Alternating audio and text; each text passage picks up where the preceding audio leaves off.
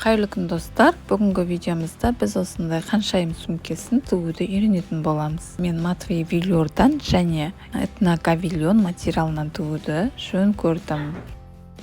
Осындай сөмкені тігу үшін мен дайын лекалаларды алдым.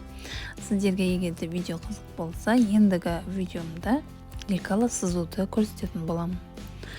Міне маған астыңғы бөліктен біреу, екі жанынан осындай екі сөмкенің екі данасы керек және үстіңгі бөлігіне бір данасы керек.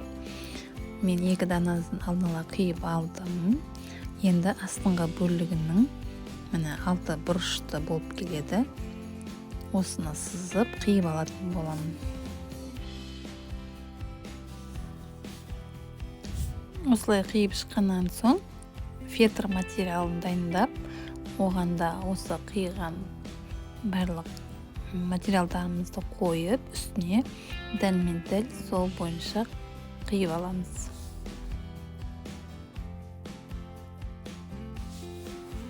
Міне енді фетрлеріміздің бетіне негізгі маталарымызды қойып, астыңғы ортаңғы бөлігіне клевой паутинка деп айтылады. Соны болса егерде қойып үтікке бір басып жабыстырып алыңыз. Болмаса мен сияқты жан-жағынан бір тігіс жүргізіп шықсаңыз да болады. Осылай бір-бірден тігіп аламыз және артық жерлерін қайшымен қиып алып тастаймыз.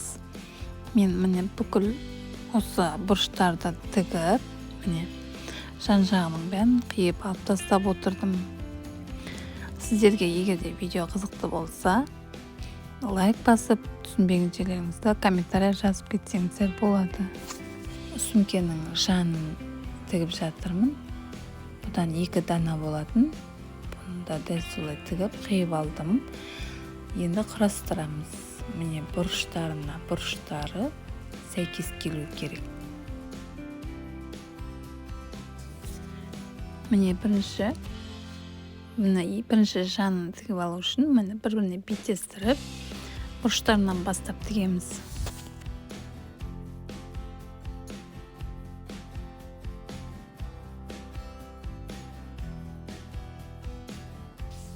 Осылай екінші бұрышында міне беттестіріп, оның да бұрышын тігіп шығамын.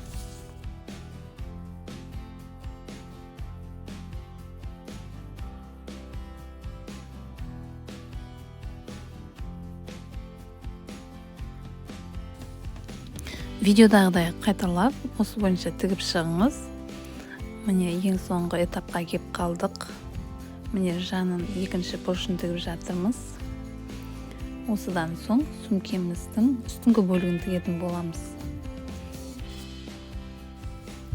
Міне артық жері осындай кішкене осыны қалды. Осы жерінде тігіп шығамын.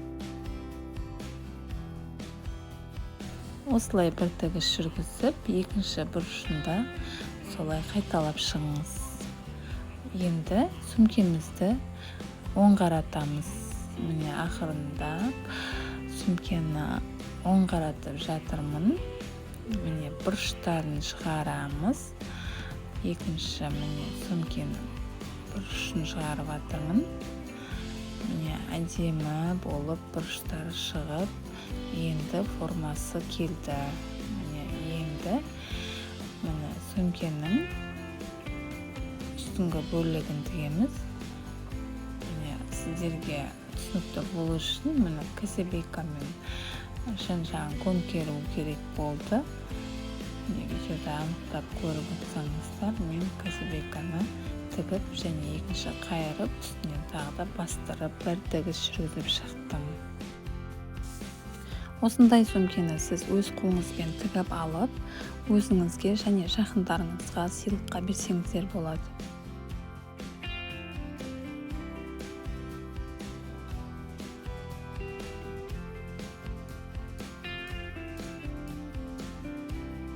Үстіңгі бөлігі дайын болып қалды. Енді осыны міне осы арқа бөлігіне тігеміз. Ол үшін тағы да біз сөмкенің ернеуі дейміз ба, сол жиегіне тағы да кособейка тігіп аламыз. мына бірінші мен машинкеге тікпес бұрын булавка қыстырып шықтым. Сол бойынша қазір тігіп шығатын болам. Мен мына сөмкенің алдына брошка таққан дұрыс көрдім. Сіздерде егерде кнопка болса, кнопка тақсаңыздар болады. Негізінде бұған өзінің магнитный арнайы кнопкасы болады, сөмкеге арналған. Сіздер оны фурнитура сататын жерден іздесеңіздер табасыздар.